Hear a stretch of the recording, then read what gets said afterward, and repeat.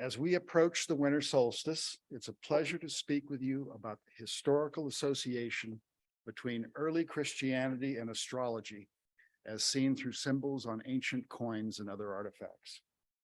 With this presentation, I hope to help you begin seeing and interpreting the astrological symbolic language of early Christianity. The Gospels of Matthew and Luke connect Christianity to astrology in nativity stories.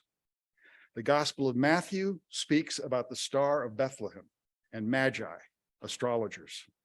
The Gospel of Luke speaks of a heavenly host, which means a gathering of planets in the sky. Few people realize that Christianity and modern astrology grew up together. In fact, the birth of Jesus coincides approximately with the birth of the astrological 7-day week. Nowadays, everyone uses the astrological week, but few people understand it. The astrological week identifies planetary rulers of days by the planet that rules a day's first hour. Planetary rulers cycle through hours, so using an astrological week gave people the ability to identify the planetary ruler of every hour of every day. We owe the continued, almost universal use of the astrological week, Saturn day, Sun day, Moon day, and so on, to its ancient popularity. Roman days and weeks changed slowly in complicated ways, generally from an 8-day market week to a 7-day astrological week. Some kinds of days, weeks, months, and years resisted change. For example, Jews continue to use a 7-day non-astrological week and define days, months, and years differently. Since the first hour of a Jewish day starts after sunset, ancient Jewish astrologers identified Christian Sundays as combinations of Jewish Wednesdays and Thursdays. For centuries, some people learned about Jesus before they ever learned about Christian Sunday. This presentation evolved from material in these two books, Michael Molnar's The Star of Bethlehem, Legacy of the Magi, and my own book, The Secret Roots of Christianity, Decoding Religious History with Symbols on Ancient Coins. Michael Molnar discovered that a Christian astrologer named Julius Firmicus Maternus, early in the 4th century CE, had described the rare astrological sign that indicated the occurrence of a divine incarnation. For at least 500 years on either side of the birth of Jesus, the sign described by Julius Firmicus Maternus happened only once, only in 6 BCE. However, one important aspect of the sign, the passage of Jupiter through the constellation Aries, also reoccurred 12 years later in 6 CE in a big way. That was when Rome took complete military control over Judea. The new Roman governor, Quirinius, understood events at that time in terms of the arrival of Jupiter in Aries, the star and the ram on this coin, intended to represent the successful assertion of Roman power. Why does the Gospel of Matthew differ by 12 years from the Gospel of Luke regarding the date of birth of Jesus? Matthew says Mary gave birth to Jesus in 6 BCE, when Herod the Great was alive and able to murder babies in Bethlehem. Luke says that Mary gave birth in 6 CE, when Governor Quirinius conducted the first census of Judea. The Gospel of Luke made this coin a material witness to the birth of Jesus. Carvings on the sarcophagus display 2 good shepherds and 2 scenes of Jonah being ejected from a boat, swallowed by Ketos, then Ketos swimming around Africa, up the Arabian Gulf, up the Tigris River, to be deposited at Mosul.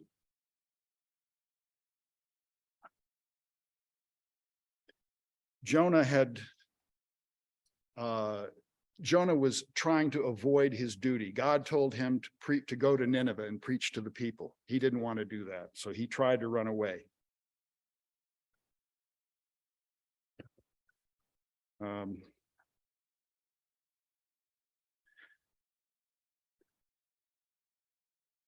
So the great fish expelled, he swallowed Jonah, swam to Mosul, and was expelled in front of a garden of gourds. The symbolic elements of Jonah's story came to represent the death and resurrection of Jesus, and they carry astrological meaning as well. Jesus used the term sign of Jonah in both Matthew and Luke. In both Gospels, nobody ever asked what this term meant. Apparently, everyone already knew an astrological event called the sign of Jonah. So what happened over 2,000 years ago to make the testimony of stars so important? The Hellenistic invention of modern astrology bridged the gap between ancient prophecy and new scientific discoveries. Astrology offered a new symbolic language capable of representing the evolution of the universe. Details of an astrological symbol can represent a moment, a season, or an age, and secrets can be hidden in plain sight. For Christians and Jews, Genesis tells us that God communicates important information using the lights in the sky. In Numbers 24, Balaam foresaw that there shall come a star out of Jacob, and a scepter shall rise out of Israel. In 37 BCE, Herod the Great claimed a symbolic connection with Balaam's prophecy by putting a star and scepter on this coin. He had recently conquered the Jewish king Antigonus II, Mattathias, installed by Parthia. Rome had supported Herod by declaring him king and giving him resources for a war of Rome's puppet against Parthia's puppet. Coming from an Idumean family that converted to Judaism and having won the war, Herod wanted Judea to accept him as the powerful anointed king, the Mashiach foretold by Balaam. Herod also put starograms on his coins. A starogram combines a chi and a rho in the form of a cross representing the word Christos, which means anointed or Mashiach. Christians later adopted the starogram as one of their earliest symbols. In neighboring Parthia, Zoroastrian prophecy from the fall of the Persian Empire said the end of the world would come after the defeat of the last empire that emerged from the death of Alexander the Great. Octavian and Agrippa defeated Antony and Cleopatra of Egypt in 30 BCE, ending the Ptolemaic Empire, the last of Alexander's successors. Jewish prophecy in the book of Daniel also foretold that the Mashiach could arrive around the time of Herod. Throughout the East, Jews and Zoroastrians collectively began anticipating the approach of something big. Modern astrology had only recently emerged from Ptolemaic Egypt as a magnificent whole cloth invention, a proto-science that connected any specific time and place to a universal dance of 48 constellations, 7 planetary lights, 12 zodiacal constellations, 12 astrological houses, and 4 elements. Astrology offered a mechanistic system that allowed talented people to model spiritual influences affecting anything from a season to a specific hour of a specific day. The key astronomical discovery that changed the ancient world happened in 135 BCE. The nova of Hipparchus burst forth in the night sky. Woof. Burst forth in the night sky, excuse me, proving for the first time that the firmament changed. Shortly after that, Hipparchus announced that equinoxes precessed. That is, that the vernal equinox moved from constellation to constellation over thousands of years, beginning around Taurus here, moving to Aries, to where it is currently on this device. This is the celestial equator. This is the ecliptic. The intersection marks the vernal equinox. So people could see that the vernal equinox had passed from Taurus to Aries and was preparing to move, to leave Aries and beginning the age of Pisces.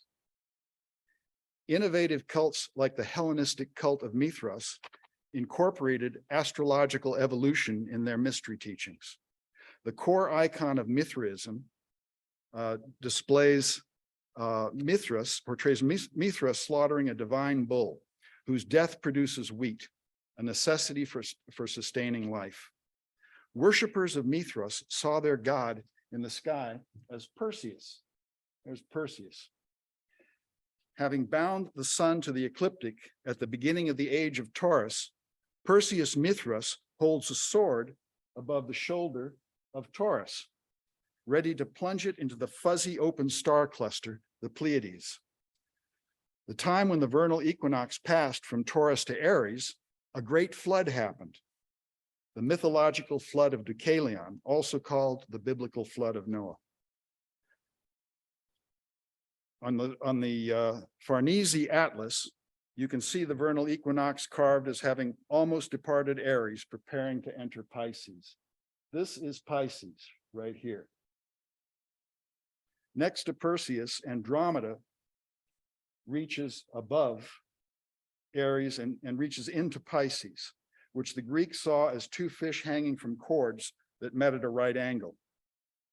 Pegasus flies upside down, formed from a bright square of stars inside Pisces. Notice the monster Ketos, a dragon-shaped creature attacking the belly of Aries. So 2,000 years ago, the best science and philosophy of the day confirmed the importance of divine messages in first century skies. These coins bear stars representing the nova of Hipparchus. They come from a period enshrined in Jewish memory as a miraculous golden age, the Maccabees having achieved independence through righteous war against the Seleucids. Both Jews and Seleucids believed the nova of Hipparchus held special meaning just for them. This coin of John Hyrcanus I, a Hasmonean Jew, marks the beginning of full independence of Judea from Antiochus VII of the Seleucid Empire in 135 BCE. The five-pointed star directly connects Balaam's prophecy, the nova of Hipparchus, and Jewish independence. Independent Judea expanded its territory and wholeheartedly adopted the star and the Seleucid anchor as numismatic symbols of Jewish royalty. This Seleucid coin suggests a specific location in the sky where the nova occurred. In 135 BCE, the future Antiochus VIII saw the nova of Hipparchus while he was studying in Athens. Privileged with designing a coin to commemorate the event, he placed an anchor and a star on a new style Athenian tetradrachm. The extraordinary attention to detail on coins in ancient times suggests two intentions for this symbol. It records an image people recognized as the placement of the star in the sky, and it reminded people that the imperial Seleucid family descended from Apollo. Seleucid mythology said that Apollo conceived Seleucus I, then gave the mother an anchor, either on a ring or as a mark on her flesh, as a sign of the divine conception. The sky map portrays a region around the constellation Argos, the ship constellation related to the myth of Jason and the Argonauts. Though it was the largest of all 48 ancient Greek constellations, Argos comprises three separate constellations in modern times: Vela, Puppis, and Carina. So this is the ship. This is the poop deck. This is part of the ship. This is the the sail. The anchor and star on the Athenian tetradrachm resemble the constellation Crux, which looks like an anchor behind the ship constellation Argos. Coincidentally, the central plane of the Milky Way galaxy, recognizable by the line of supernova remnants, passes through the same relative position of the Southern Cross as the star next to the anchor on the Athenian tetradrachm. I've got information here on one of these supernova remnants. I think it's this one. This nova remnant occupies exactly the right place in Crux, and my software estimates that it occurred around 135 BCE. Antiochus VIII finally came to power after dealing horribly with complicated succession issues. He solved the issues by poisoning his mother. Antiochus then minted coins with Zeus presenting the nova of Hipparchus as evidence of Antiochus VIII's divinity. This inscription actually says that he's being revealed, the epiphany of Antiochus VIII. These are Christian, pagan, astrological, and scientific sky maps. All contain layers of meaning, and some refer to mysteries. If you position an astrology wheel with the summer solstice on top and the winter solstice on the bottom, the constellations on the left in this wheel, from Capricorn up to Gemini, represent the path of the sun as it ascends from the winter solstice to the summer solstice. The constellations on the right, from Cancer to Sagittarius, represent the path of the sun as it descends from the summer solstice to the winter solstice. Writing in the 1st century CE, Pliny the Elder said that the sky had 2 gates, one in the constellation Capricorn that periodically flooded the universe, and one in the constellation Cancer. There's Capricorn and Cancer. The one in Cancer opened a path to spirit and fire.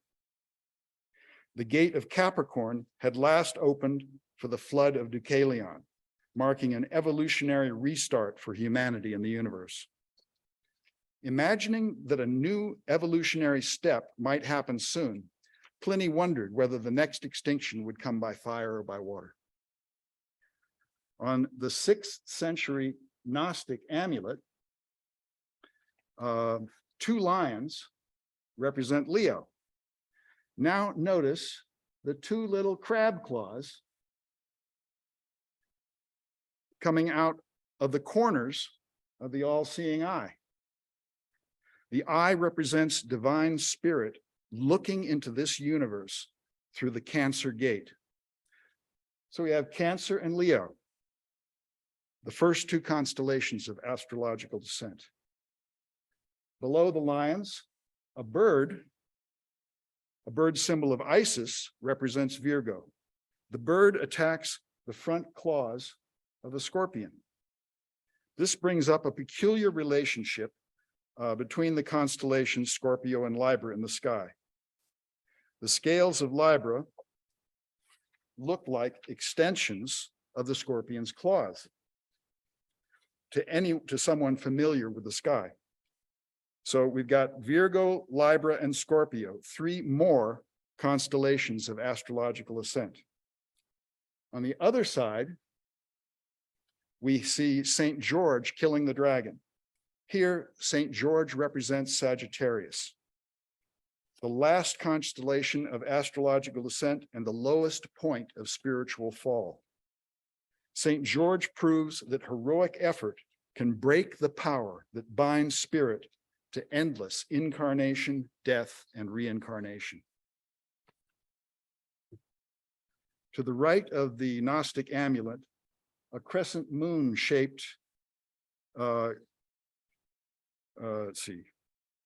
Mithraic artifact from the 3rd century CE represents a view of the southern sky at midnight on the winter solstice, the view on the sky map below. At that moment, constellations of the northern sky, zodiac, and celestial equator recreate the iconic bull sacrifice of Mithras, represented in the sky by the constellation Perseus. Let's see, Perseus is going to be over here.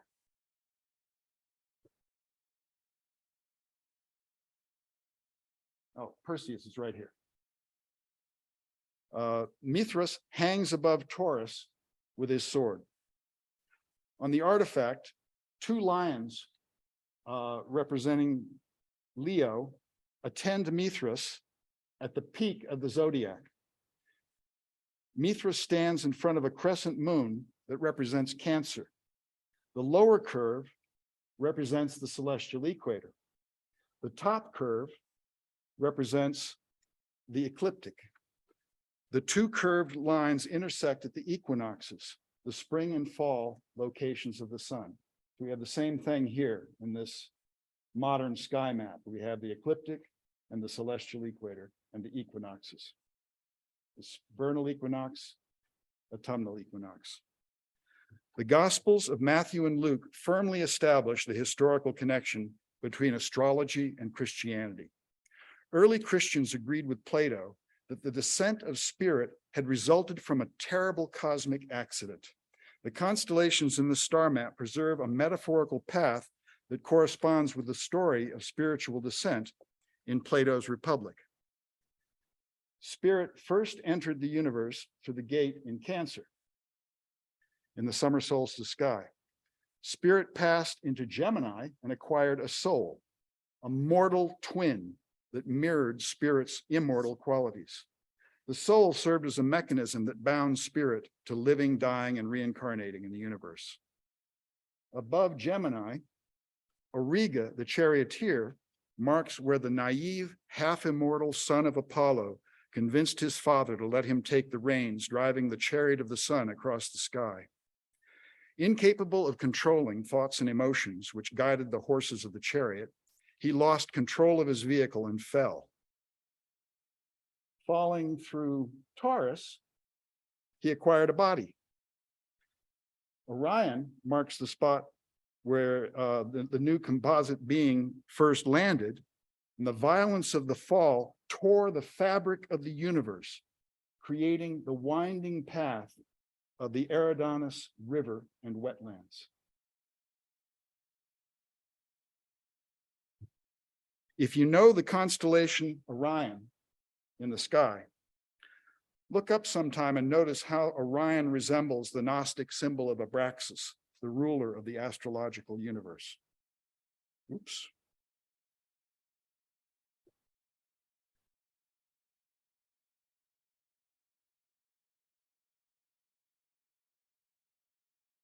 Here's a Gnostic gem with an image of Abraxas.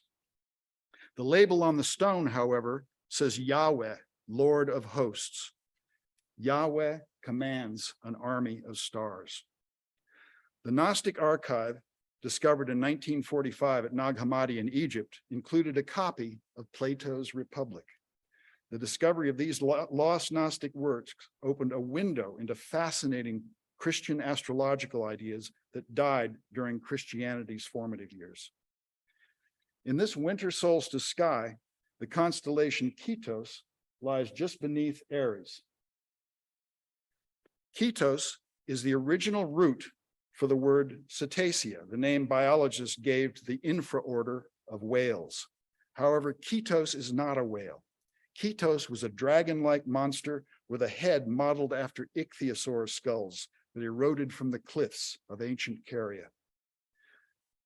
Notice the ship Argos. From the mythological adventures of Jason and the Argonauts. In February morning skies, Argos would come even with the horizon, marking the beginning of sailing season around the Mediterranean Sea. Port cities then celebrated Caras Navalis, a festival associated with Isis, where people dressed in outlandish costumes, played tambourines, and danced through city streets. An ancient system of zodiacal decans connects Argos with the zodiacal gate constellation Cancer. Many Christians thought of Argos as the vehicle that would carry their spirit over celestial waters through the Cancer gate and back to God. The early ship symbol used by Christians represented this vehicle of astrological salvation. Let's now consider examples from two types of Judean synagogue zodiac mosaics. A 6th century CE zodiac mosaic from Beit Alpha, 30 miles south of Nazareth, and the floor plan of a 5th century zodiac mosaic from Sepphoris, the large city right next to Nazareth. The first type of zodiac mosaic presents three main scenes: a bottom scene of the sacrifice of Isaac, a middle scene of a zodiac and solar chariot, and an upper scene of an ark or temple and cultic artifacts, cultic objects. The other mosaic on the right contains a multitude of scenes from the Tanakh, or Jewish Bible. Don't bother looking too closely. The scenes use fine details to represent specific sacrifices and events. Scholars often remark on the lack of any pattern in the selection of scenes, finding no reason why one scene might be chosen over another.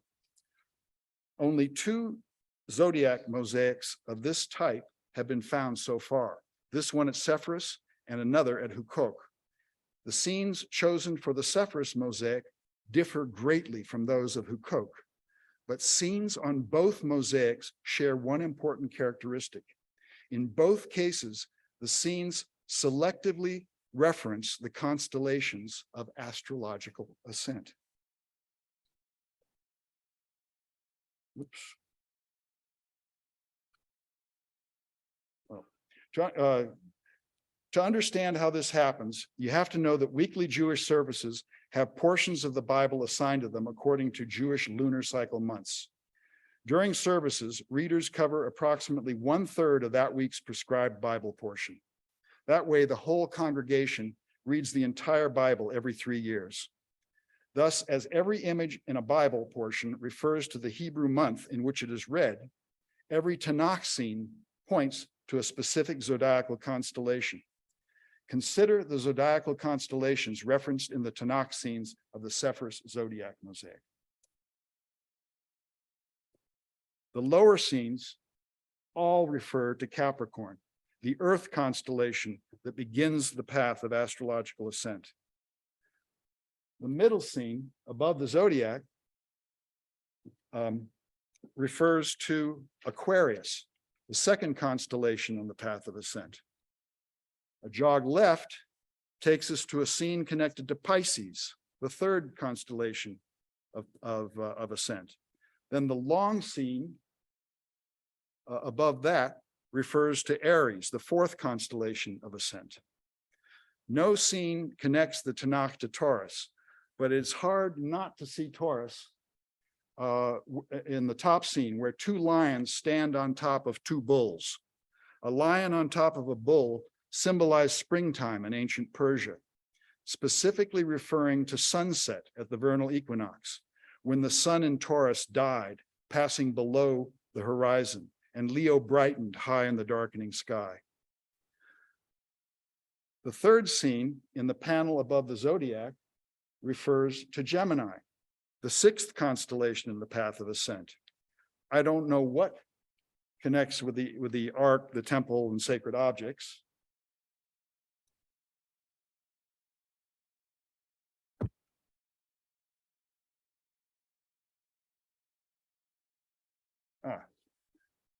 Nevertheless, I numbered this scene with a blue 7 to indicate my guess that Cancer, the final constellation of astrological ascent, provides the gateway to God and the realm of divine forms.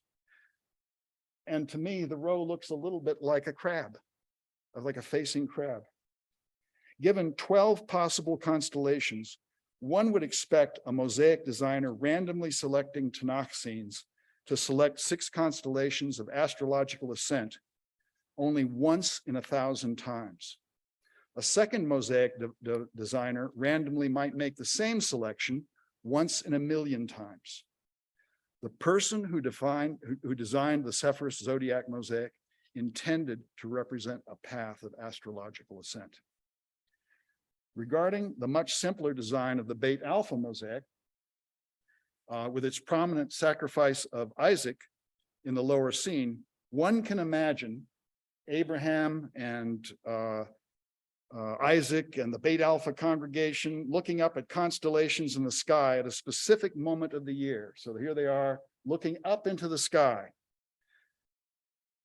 The reading related to the sacrifice of Isaac always happens during Rosh Hashanah, near the autumnal equinox.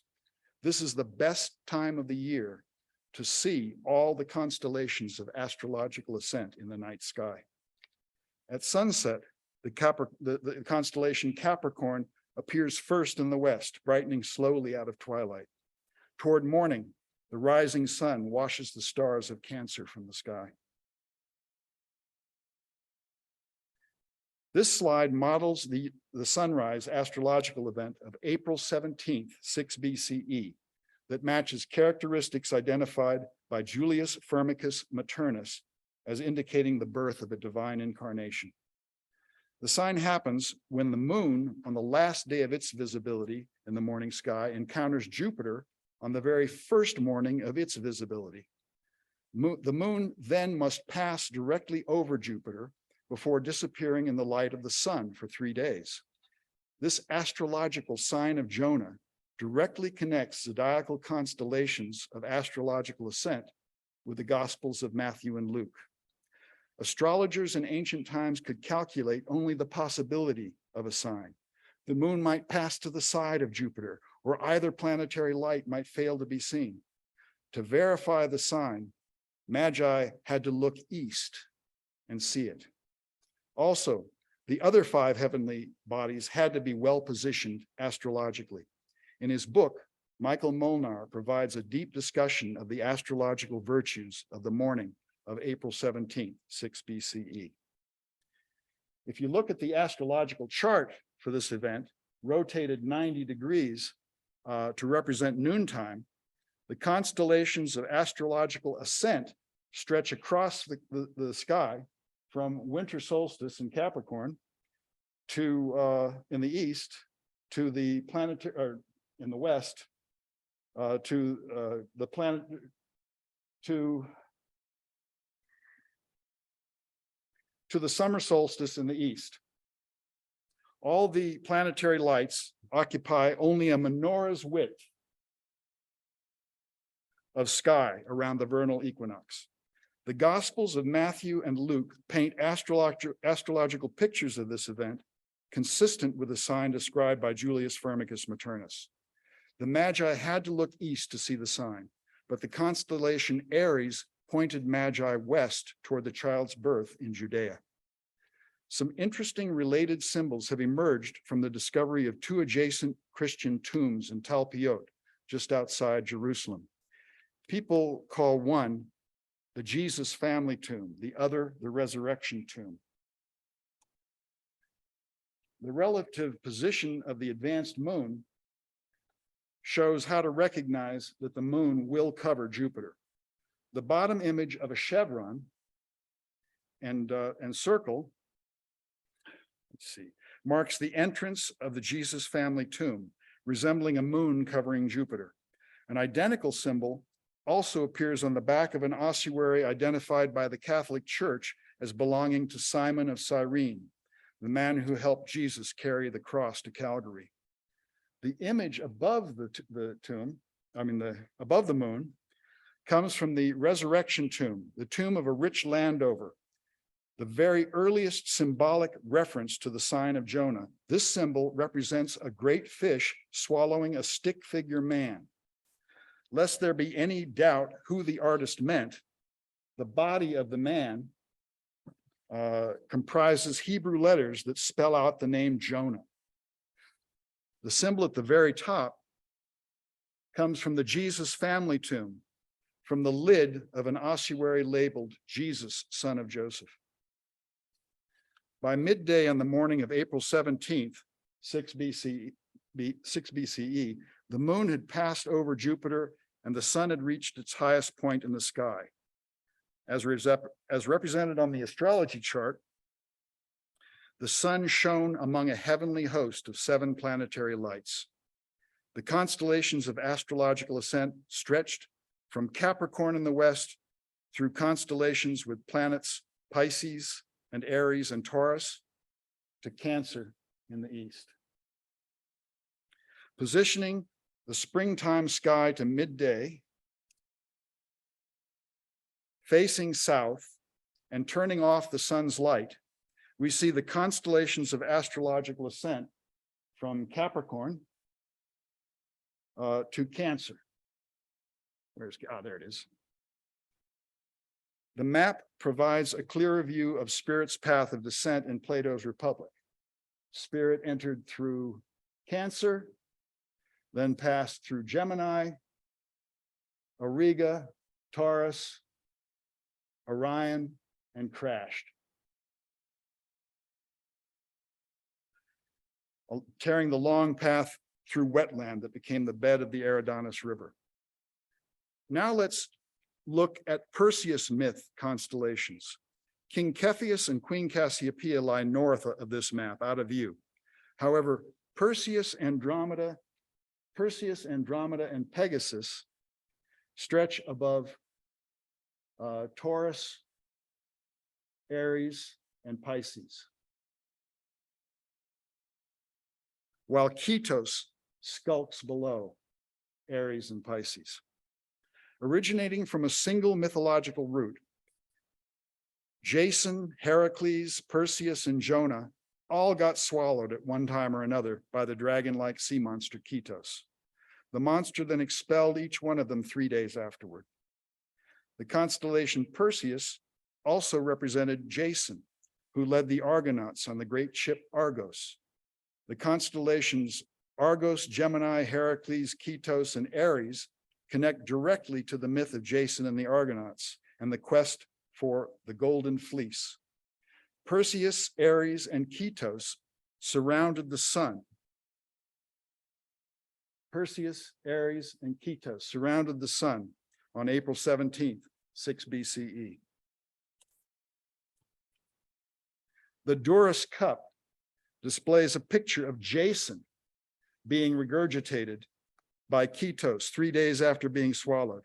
You can see Aries in the background, golden fleece waiting to be acquired. Greeks and Romans generally saw the constellation Pisces as 2 fish connected by a cord. However, Jews and early Christians also knew about Babylonian traditions concerning Pisces.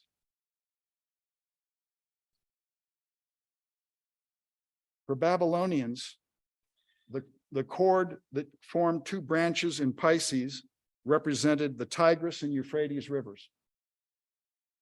The vertical branch connected to a fish, but the horizontal branch connected to a bird, a dove, called in Hebrew a yonah. Between the river branches, Babylonians saw the great square of Pegasus as representing the first garden in the universe. Jews called it the Garden of Eden. We can now see how Magi came to describe the astrological event of April 17th, 6 BCE, symbolically as the sign of Jonah. Partly following the Jason script, the constellation Perseus, Perseus falls into the mouth of the constellation Ketos, stays for 3 days, and then is expelled beneath a garden at the Yonah of Pisces. Mimicking the hero's fate, the moon disappeared from the sky on April 17th and emerged 3 days later in the early evening sky as the new moon. Astrologically, every symbolic element in the story of Jonah can be found in and around the constellations Aries and Pisces on April 17th, 6 BCE. The narrow astrological distribution of planets in the constellation Taurus, Aries, and Pisces is especially intriguing. Found in a synagogue of ancient Tarikiae called Magdala in modern times, this carved stone tablet may have supported a Torah during Jewish services attended by Jesus. Much has been made about the table's symbolic resemblance to the Jerusalem temple. Looking at the stone as a temple table, we recognize loaves of showbread offering, and perhaps cultic articles, like rakes for raking ashes and pots for holding water, sacred water and oil. However, little attention has been paid to the table as a model of the ancient universe. Astrologically, the arch on the menorah side of the table represents the ecliptic, curving across the southern sky. The lamps of the menorah represent the 7 planetary lights. The ringed rosette carving on the top, displaced north of center, represents the circumpolar region of the northern sky, a region called by the Egyptians the land of the eternals. 12 other objects on the table, 12 other objects on the tabletop represent zodiacal constellations, 5 in the north and 7 in the bottom. This corresponds to the popular division of the zodiac into 5 constellations of astrological descent from Leo to Sagittarius, and 7 constellations of astrological ascent from Capricorn on the right to Cancer on the left. The 2 columnar objects on the tabletop represent the 2 solstices, winter solstice on the right near Capricorn and summer solstice on the left near Cancer. The center of the ecliptic above the menorah lamps represents the vernal equinox region of sky. The menorah literally represents all the heavenly lights occupying only the constellations Taurus, Aries, and Pisces.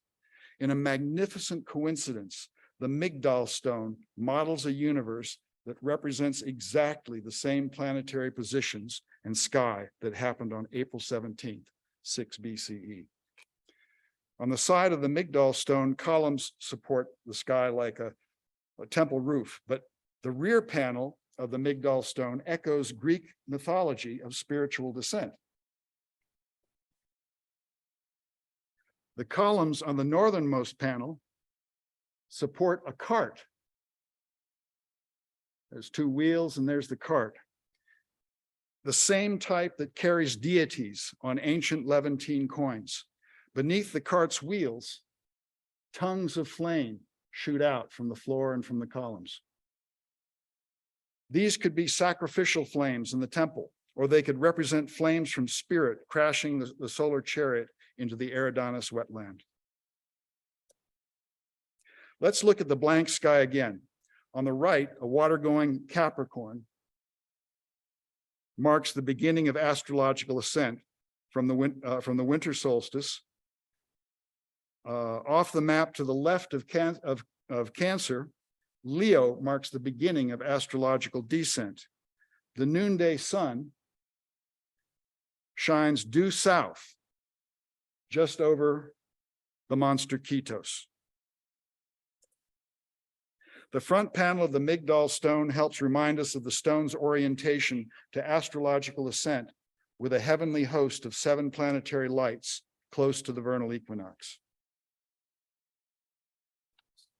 Now consider this restored image of an ancient sacred gold object, the base of the Jerusalem temple menorah, as carved on the triumphal arch of Titus on the Via Sacra of Rome. The symbols on the base of the temple menorah represent constellations in the 4 cardinal directions of an astrological ascent sky. The lower panel portrays Kitos. Near the horizon, due south. Above Kitos is a crown with 2 eagles on either side. Represents the constellation Corona Borealis. Near the horizon, due north. Both panels on the right portray seagoing animals that represent Capricorns. Both panels on the left portray animals with lion faces, suggesting Leo. This offers a glimpse into the long-standing cultic importance of this region of sky. Jesus earned money as a tekton, that is, a builder in stony Galilee. He must have been a skilled worker of stone. The Talmud preserves a story about a dispute Jesus had with his teacher when Jesus set up a brick and worshiped it.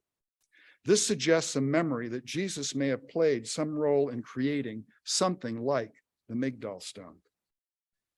Beyond accurately reflecting the rare circumstances of April 17th, 6 BCE, the Migdal stone suggests a connection between gospel stories and cult mysteries. It metaphorically speaks of astrological ascent and descent in terms of, it's not on that one, in terms of the 5 loaves of heavenly bread and the 7 and 5 loaves of heavenly bread. These specific amounts of bread match details in stories about Jesus feeding the multitude. Here's another fun coincidence. All the proposed dates for the crucifixion of Jesus feature the sun shining out of a spot between the legs of Ares. This representative model of the sun's crucifixion position shows how early Christians began to represent Jesus as the Good Shepherd, identical to images of the god Hermes Kriephoros. Images of the Good Shepherd comprise a majority of the earliest portrayals of Jesus. The face of Apollo as the sun shining from a place between the ram's legs, astrologically represented both the birth and death of Jesus.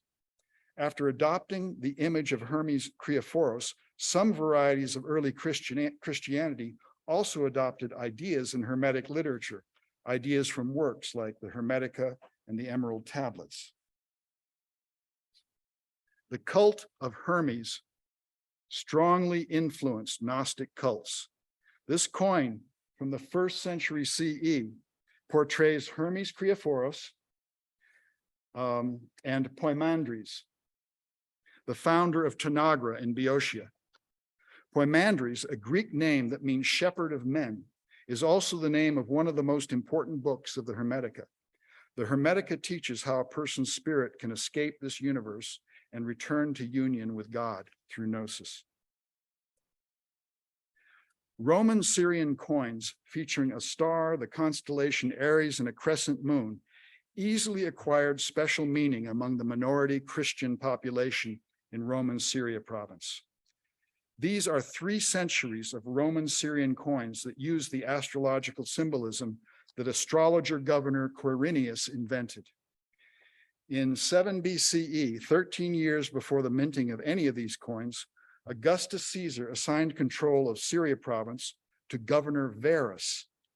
During the last horrible days of King Herod, Governor Verus crushed regional rebellions and executed self-proclaimed messiahs. Jewish sources blame Mary's pregnancy at the time on a young Sidonian auxiliary named Pandera, one of the first local recruits to join the legions of Verus. 9 months after conception, Jupiter entered Aries in 6 BCE to amass a heavenly host in the sky. 6 years later, Tiberius took a 3-year break from the court of Augustus Caesar. While living on the island of Rhodes, Tiberius studied with the famous astrologer Thrasyllus of Alexandria. Publius Sulpicius Quirinius visited Tiberius in Rhodes and studied astrology with him. In this way, Quirinius and Tiberius learned to speak the same astrological language. A few years later, in 6 CE, Augustus sent Quirinius, the new governor of Syria province, to take control of Judea. Quirinius exiled Herod Archelaus, the Jewish tetrarch, and began immediately taking the census. Quirinius understood his new governorship astrologically in terms of Jupiter re-entering Aries, echoing the contentious governorship of Verus 12 years earlier. Quirinius was not disappointed. Jewish law severely restricted the taking of any census, identifying it as causing grave public danger. Governor Quirinius issued the first row of these coins as his legions forcefully overcame public resistance to being counted. He established the Roman pattern of minting astrological coins like these in Syria during times when Judea challenged Roman control. Minted under Augustus, the first two rows of coins feature obverses with portraits of Jove and astrological reverses that portray Ares as a leaping ram looking backwards at a star, which represents the planet Jupiter. Governor Q. Cecilius Metellus Creticus Silanus minted the second row of coins, representing Judean troubles during the last years of Augustus Caesar. The third row presents three different denominations of this coin minted under Nero during the run-up to the first Jewish revolt. The Antioch mint changed the obverse from the face of Jove to the crowned head of Antioch's city goddess. On the reverse, the mint added a crescent moon to the images of Ares and star. When these coins first circulated, Paul and Peter were dead and the canonical gospels didn't yet exist. Antioch minted the two coins in the fourth row during the 2nd century CE under Hadrian, just before the second Jewish revolt. Antioch minted the bottom coin in the 3rd century CE as the empire entered a period of serious crisis. By this time, a significant number of Christians had begun worshiping Jesus on Christian Sunday. The Gospel of Luke proves that some cradle communities of early Christianity associated the Star of Bethlehem with the astrological event referenced on the reverse of Antioch's coins. In the Gospel of Matthew, recognition of the divine birth of Jesus depended on foreign experts. Zoroastrian magi had to understand the astrological sign and identify Jesus. Wanting to eliminate foreign involvement, the author of the Gospel of Luke wrote about a heavenly host of planets directly informing shepherds about the birth. Because Quirinius minted the earliest of these coins during his census, the Gospel of Luke accidentally identified the birth year of Jesus 12 years after the date indicated by the Gospel of Matthew. The Gospels of Matthew and Luke both use correct Greek terminology for planetary motions of Jupiter. For example, verifying the star in the east and following as it went before and until it finally stood over Bethlehem, December 19th. These coins illustrate the continuing importance of astrology in Roman life, all the way from the birth of Jesus to the childhood of Julius Firmicus Maternus. The coins directly contributed to the growth of Christianity in Roman Syria province. As with the Sepphoris zodiac mosaic, scholars notoriously criticize early Christian sarcophagus art as a meaningless jumble of New Testament and Old Testament scenes. One scholar labeled the images on this sarcophagus staccato biblical images, likening them to plucked musical notes. But the scenes on early Christian sarcophagi often share one important characteristic. They express faith in spirit's ability to return to God through astrological ascent. We begin with understanding that images related to Jonah and the birth of Jesus represent Aries and Pisces. We see Mary and the wise men on the left side, and the two images of Ketos and Jonah. Here he is swallowing Jonah, and here he is vomiting him next to the gourd plants. Therefore, the largest portion of this sarcophagus represents Aries and Pisces. On the left, Moses receives the 10 commandments with horns emerging from his head. This scene represents Taurus. It's no coincidence that Jews celebrate receiving the 10 commandments in May. Adam and Eve represent Gemini, suggesting that the owner believed in the divine marriage of souls as the last step before returning through the cancer gate to God. Among the decans of Aries, Perseus, Cassiopeia, and Ketos, Persian hats on the Magi, and a seated enthroned virgin explicitly refer to Persian Perseus and the enthroned Queen Cassiopeia. Thus, the left side of the sarcophagus refers to Aries, Taurus, and Gemini. Two arati hold a space for a small inscription naming the deceased. Immediately to the right of the arati, Noah releases a bird from the ark. The floating casket resembles descriptions of the flood of Deucalion more than the biblical descriptions of Noah's ark. Nevertheless, the flood refers to Capricorn, the source of water for all great floods. Moses striking the rock in the desert refers to Aquarius, the extended sign of Jonah featuring 2 ships and 2 Ketos monsters refers to Pisces. Thus, the right side of the sarcophagus represents Capricorn, Aquarius, and Pisces. So we've covered a lot of material, and we've reached a point where we could begin many new presentations. Centuries of ancient Christian sarcophagi wait for scholars willing to uncover the symbolic evolution of Christian cults. Look at this example. With a pitchfork, the ancient deity on the left represents Aquarius. Next to it, the ship that does not refer to Jonah may represent Spirit's passage through Cancer. On the right side, 2 sailors with 2 stars, with a net with 2 stars represent Gemini. The 3 rams overspecify the 3 decans of Aries. And in astrology, the constellation Pisces similarly comprises 3 decans: Triangulum, Andromeda, and Cepheus, seemingly well represented by Jonah, the speaking woman, and the reading man. On the right, John baptizing Jesus represents Capricorn, God flooding the world with spiritual water. That leaves 1 remaining image, a good shepherd, and 1 remaining constellation, Taurus.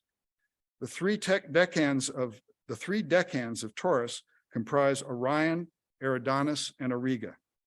I think the artist uses this pairing explicitly to identify the good shepherd as the divine being that came to rescue fallen divine spirit. Lots of other artifacts beg for astrological attention. The Orpheus Funeral Chapel mosaic. I think this is a true Ophian initiation space, as referenced in Against Celsus, but it's complicated. This mosaic is worth its own presentation. The 8 ivories on St. Peter's chair in the Vatican.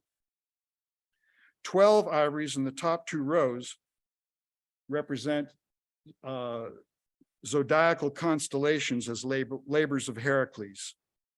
3 point to astrological ascent using images that represent Ketos, Cancer, and Capricorn. 2 resemble the Gnostic deities Khnum and Sophia, and 1 represents the substitution of a ram during the sacrifice of Isaac. Except for Khnum and Sophia, the symbolism on these ivories corresponds strikingly with the symbolism in the Beit Alpha Synagogue Zodiac mosaic in Israel. This chapel fresco in the catacombs of Domitilla in Rome also deserves its own presentation. It includes a hidden reference to Venus as Lucifer. In the pagan world, circles of animals often carried symbolic astrological messages. This coin astrologically memorializes the death of a famous actor during a staged mystery performance. And of course, we now see paired images of an anchor and a ship in the context of the Nova of Hipparchus in Crux, next to Argos. This is a good place to stop.